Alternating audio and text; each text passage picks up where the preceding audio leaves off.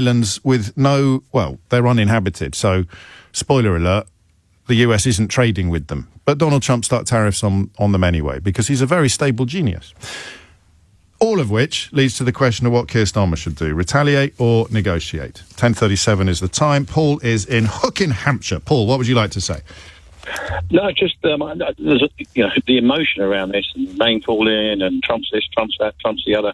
I don't know why everybody's so surprised. When he was going for election, he said he was going to do this. Everybody knew he was going to do it. Everybody kept telling us to ignore what he said and concentrate on what he did. You remember?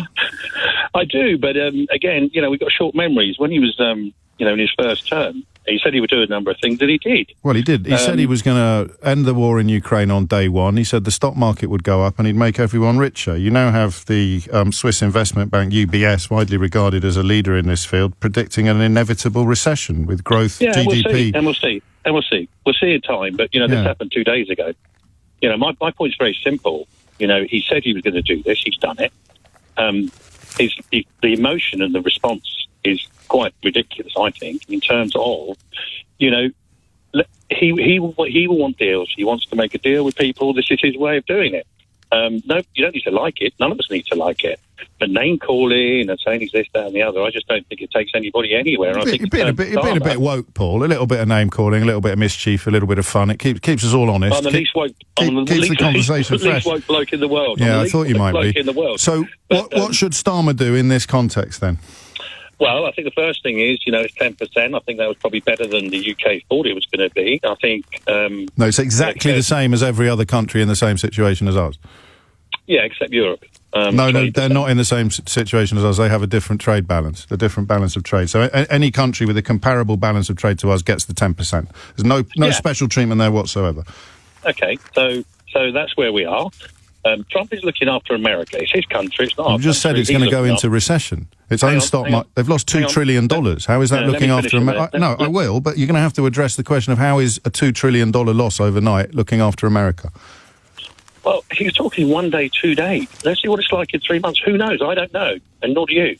And nor does anybody else. You just said he's looking after America. And I've just said he's just lost trillions of dollars. So in the context... Okay, so in the context of now, he's hitting America really, really hard. But at some unspecified point in the future, things might go really well. Did you vote for Brexit? Pardon? Did you vote for Brexit? I did. Yeah. And this was the same argument we heard then? Well, no, but Starmer is the leader of Britain. Hang on. Starmer's the leader of Britain. Because we are on our own, he can decide what the government decides to do in response to these tariffs. Now, he can retaliate. That's up to him. He's our leader. Yeah? He needs to look after Britain. Yeah, that's his country. And the Swiss need to look after the Swiss, etc., etc. And it all goes around like that. Yes. Because that's what Trump's doing. So what do you think looking after Britain would look like? And you can't keep saying that Trump is looking after America because he's just tanked trillions of dollars from the American economy. They've laid off car workers in America temporarily as a direct result of the impacts his tariffs will have upon their overseas operations. But you knew that.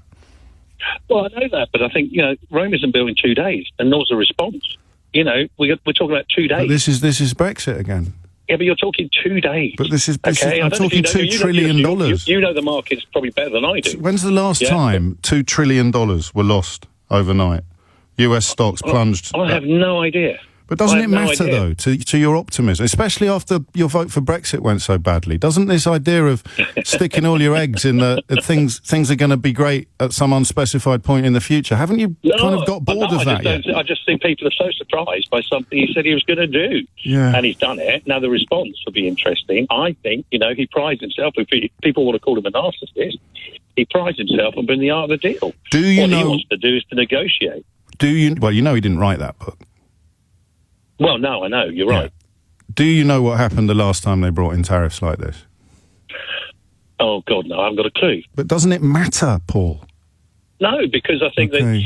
That's why I find conversations like this fascinating. You voted for Brexit. You're making all the same arguments about Brexit. Brexit was an undiluted catastrophe, but this one will go really well. Well, I'm not sure it was a catastrophe, was it? What's your favourite bit? Pardon me? What's your favourite bit? My favourite bit is, well, you've probably got a point, actually. It's about controlling entry and exit from the country. How's that worked out for you? That's probably, you have a point. Yeah, and we could, of course, have controlled it a lot more robustly before you voted for it. So the thing you voted for has been a catastrophe. The reason why you voted for it has got immeasurably worse, but you believed things would be brilliant at some unspecified point in the future, and here you are making exactly the same arguments about Donald Trump. Well, no, what I'm saying is, I think... No, hang on. I have hung on. It's about the people. It's about the people, who are leading, this country. Yeah, and it should be very easy for this country to control its borders. They don't, because the government before and this government are useless. See, I have a theory that everybody who likes Trump and Brexit is obsessed with immigration. And here you are talking about $2 trillion losses that America has taken overnight, saying, hey, wait and see, it might all turn out to be brilliant. But what you really, really care about is immigration. No, I don't. I think I care about it. Why'd you bring it up then? Well, you brought it up. I didn't. No, I didn't. I asked what your favourite bit of Brexit. I asked what your favourite bit of Brexit was. I asked what your favourite bit of Brexit was. I gave you an example. You're right. Yeah, but no. So what is your actual favourite bit of all the things that have happened? Yeah, and Brexit has played out, which is why the parallel is so interesting. So of all the things that have happened, what's your favourite bit? Of Brexit? Yeah. I think just controlling your own laws. Which ones do we control now that we didn't control before? There's a lot now that we're not impacted by the EU that we were. I didn't like being dictated to by Brussels as a country. On what?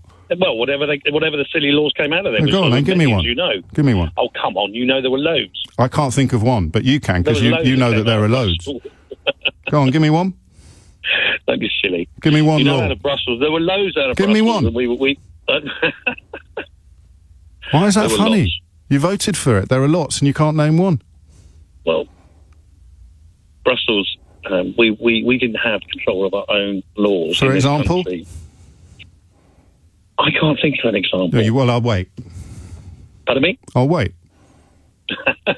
You'll have a long way. I can't think of an example. No, but you're bound to be able to, because there's loads. Paul just told me. So I'll wait. You're very good, but no. No, I'm not. I just care about facts. Anyway, we're not talking about Brexit. No, I am. I'm waiting now. You're waiting. The economy, let's wait and see. Tell me the thing that's gone really well. You said the law that you're pleased about. My point is, let's wait and see. I think many countries... I'm waiting to see what law you're going to tell me about. Hang on. Well, we'll negotiate, and Starmer can negotiate for the Britain. Don't change the subject. For Europe. Don't change the subject. Paul. He can negotiate. Paul, time for one of your wry chuckles, I think, Paul, isn't it now? Time for a wry chuckle? I'm still waiting for the law, of which there are loads. Well, one of the great benefits is that now we're in this situation... What about bendy bananas? Now we're in this situation. 3-pin plugs? Can negotiate for Britain. Wrapping your fish and chips in newspaper. What's the law you're happiest that you don't have to obey anymore? In this situation, one of the greatest benefits is that Starmer can... Just say there aren't any, Paul, because everybody listening knows. Well, this is a great one, isn't it? Go on, what's your law? Example. What's the law? Well, no, hang on. No, I'm not. I've hung on for long enough. What's the law you no longer have to obey that justifies your Brexit vote in 2016? Well, I'll turn it around so answer the question. No, you can't. So you have to ask... No, you can't. Just answer the question. Europe are not going to negotiate for us. We're going to negotiate for ourselves. That's the difference. It's 10:45. Tom Swarbrick on LBC.